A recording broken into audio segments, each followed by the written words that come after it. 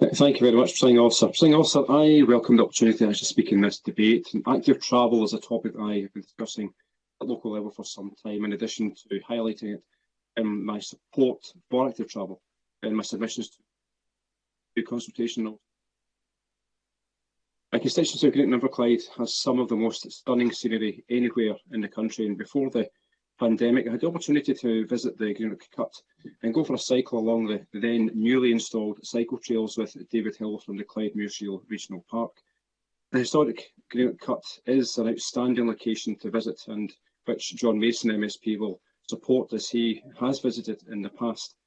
However, the Cut crucially also links up parts of the constituency.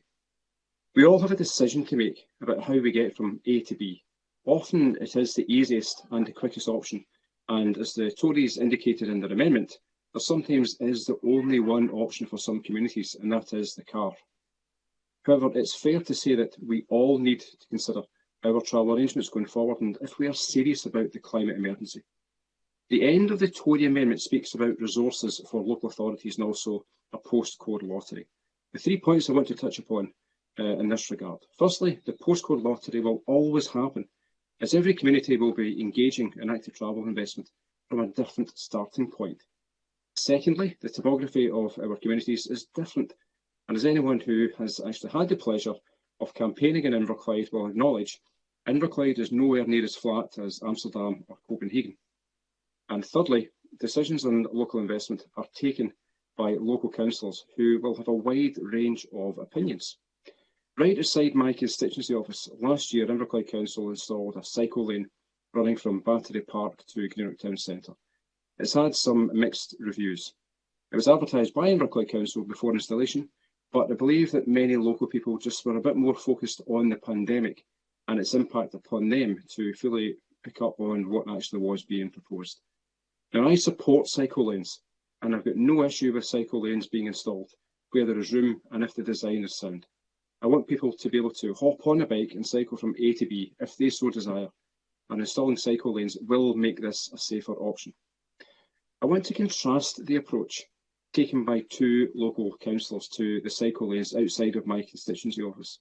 One is a Tory and one is SNP. Local Tory councillor Graham Brooks recently had a motion to Inverclyde Council to remove the cycle lanes. It thankfully was rejected. In the Greenock Telegraph, he commented that he had only seen 4 cyclists use the lanes since they were installed last year, and he stated, and I quote, "It's very clear for constituents that the cycle lane was never requested, it's not wanted, and it's not needed." Now that certainly contradicts a lot of the comments we've heard from some Tory MSPs this afternoon. Contrast that with the SNP councillor Chris Curley, someone who uses his bike and is a local champion of active travel. And he stated, if you want to try and encourage people to use things, you need to have them there for a period of time. Are we really thinking about the future of travel in Inverclyde? Is everybody in a car? It isn't. You've got to give people options. I wholeheartedly agree with Councillor Curley. We need to be bold in our aspirations, and I'm confident that over time, the cycle lanes will be used more and more by locals, as well as opening up Inverclyde to more tourists. So in effect, the Scottish Tories in this chamber are calling for something that their council colleagues are voting against.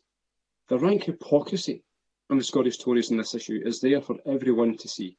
Active travel benefits our country in many, many ways, reducing our carbon footprint and the obvious health benefits associated with being active make it something we should all be supporting and improving. And with that, Presiding Officer, so much positive work is happening. So please, let's reject the Tory negativity and the hypocrisy and actually support active travel. Thank you very much.